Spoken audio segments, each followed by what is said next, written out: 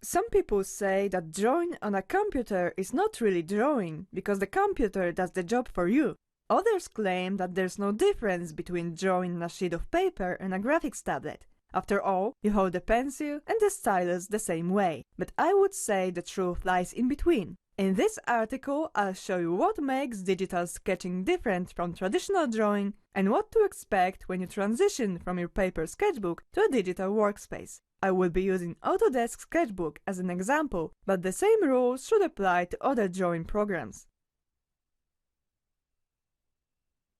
When you draw on paper, the size of the drawing doesn't matter so much. If you want to make the artwork bigger, you just need to bring it closer to your eyes and it will be magically enlarged with no loss. You can also take a photo or scan it and create a huge print even out of a tiny artwork. In digital art, it doesn't work like this. Yes, you can zoom in, but at one point your image will start to get pixelated or blurry. Why? Because traditional lines are made of infinitely small particles, and digital lines are made of pixels. Let me show you how it works. Your digital canvas is like a grid made of tiny little squares called pixels. When you draw, you simply fill these squares with colors.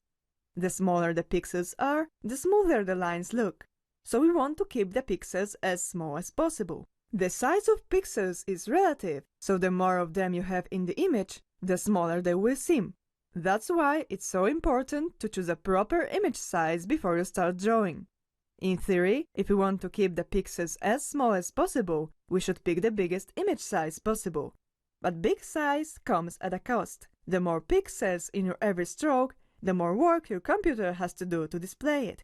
If you notice any lags when drawing, this probably means that your computer has a hard time catching up to your hand. So we don't need a huge size, we only need optimal size. Optimal size depends on how you intend your artwork to be displayed in the end. If you want to create a printed artwork, pay attention to the document size values. They show you the maximum size of the print you can create with the current image size. Resolution of 300 pixels per inch means a very high print quality, but you can lower it to 72 pixels if the artwork will be mostly seen from a distance. If you want to publish your artwork digitally only, you have to consider two things separately: working resolution and target resolution. Working resolution depends on the amount of details you need. For example, if you want to draw scratches on individual scales of a dragon, you need a high resolution that will allow you to keep these scales big. But if you want a more stylized artwork, then smaller resolution will be fine. In Sketchbook, default resolution is 3000 pixels wide and high. This is perfect for most sketches, so I usually start my drawings this way. And if I want to move to the detailing stage, I simply resize the image to around 6000 pixels wide. But working resolution is for you, not for the viewers. You don't want people to analyze every scratch on every scale. You want them to see the dragon as a whole. That's why, before you post your artwork online, you should resize a copy of the image to the target resolution.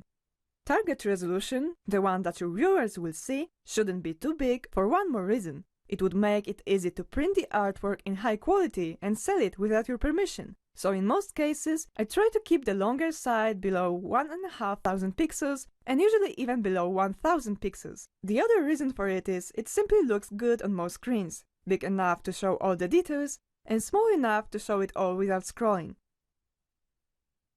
Your drawing stylus is a magical thing. It can be a brush, or a pencil, or an eraser, or whatever you tell it to be. But how to tell it what you want it to be? Or in other words, how to recreate your favorite traditional tools in digital environment?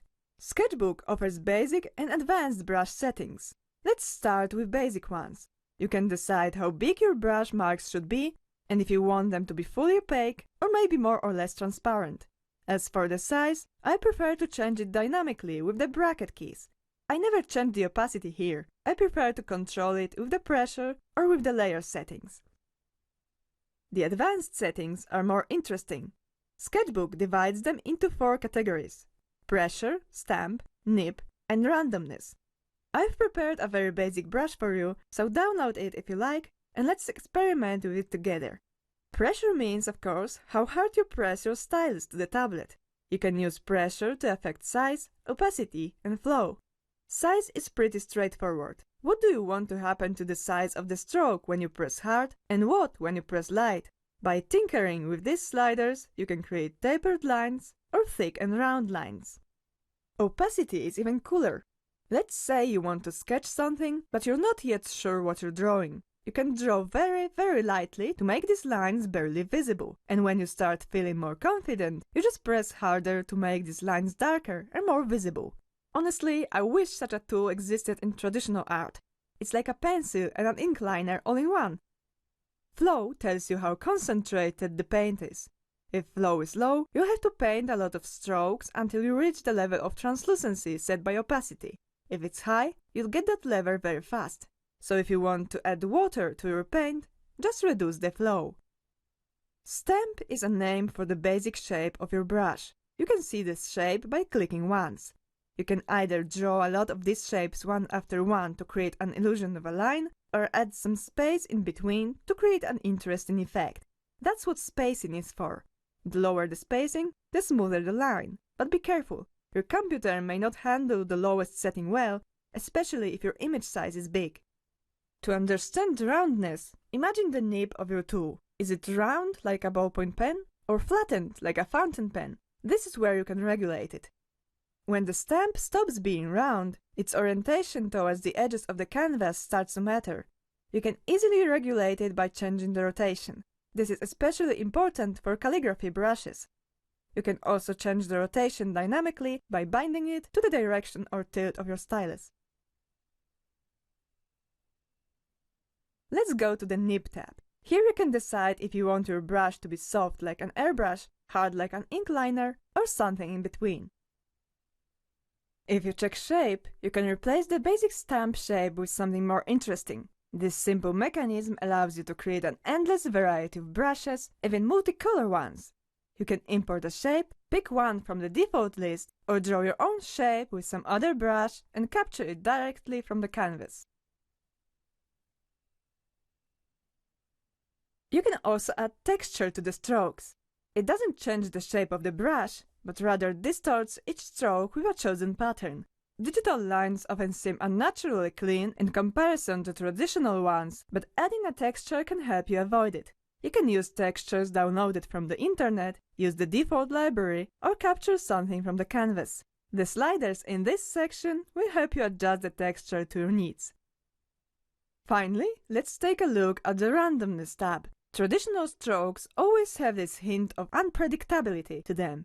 This makes traditional art look more organic, more natural, less planned. But you can simulate this effect by adding a pinch of randomness to your strokes.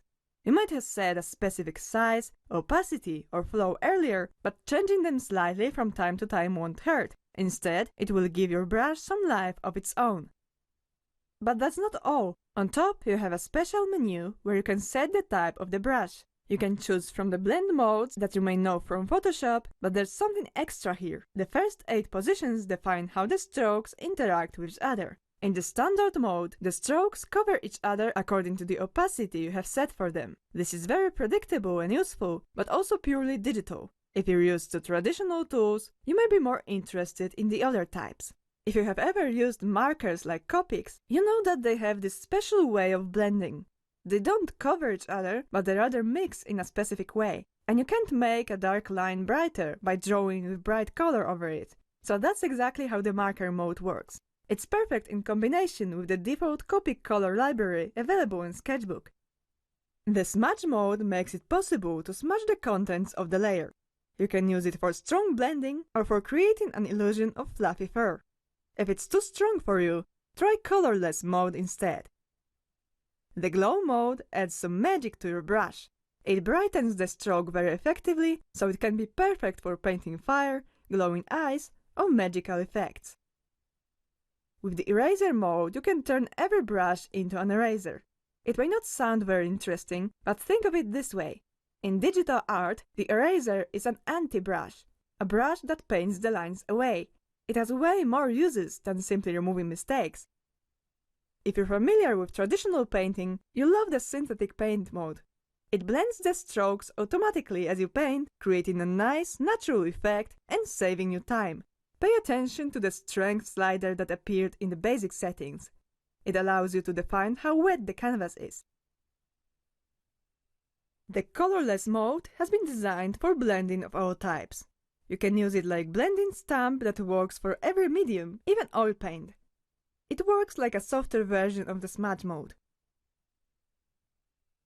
The natural blend mode is perfect for creating pastels. It combines soft and hard blending characteristic for this medium, but because it has 3 additional sliders to play with, you can use this mode to create other interesting brushes too. In digital art, you can create separate layers in the artwork. This means that you can draw over the lines or under the lines, or remove some lines without affecting the others. You can create new layers, remove them, copy them, merge them, and keep them in folders. Each layer is like a transparent foil that you can draw on. Although it may be tempting to create a lot of layers, try to limit yourself to only a few. First, for practical reasons. Every layer is like a copy of the image size, so it can slow your computer down. Second, your strokes can only interact with each other if they're on the same layer. So you can't blend or smudge colors from 2 different layers, and that can make the whole drawing look purely digital and unnatural. It's best to use layers for different stages of the artwork. For example, I usually use separate layers for the basic sketch, then for a more detailed sketch, for colors, for shadows, for shine, and for the background. If I want to experiment, I duplicate a layer for a while to keep the original intact. In the final stage, I often merge all the layers to work on them together. Each layer has a blend mode that defines how it interacts with the layers below. Most of the time, the normal mode will be all you need, but other modes can be quite handy at times. Let me show you a quick overview of the most useful ones. Multiply is perfect for adding shadows. It darkens the colors below. The darker the color you paint with, the stronger the darkening effect. If you paint with white though, it will remove the darkening effect. So you can, for example, fill the whole layer with dark color and then paint the shadows away by painting with white. And because you're painting on a separate layer, the colors below are not really modified at all.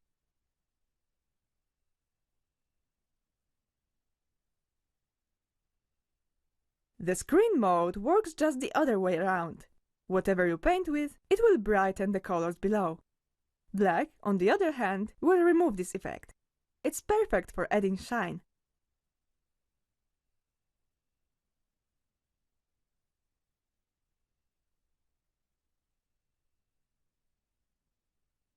Overlay is like a hybrid of these two. If your color is dark, it has a darkening effect. If it's bright, a brightening effect. It results in more vibrant colors than those of Multiply and Screen, so it allows you to create more colorful shadows and shine. If it's too intense, Soft Light works like a softer version of Overlay.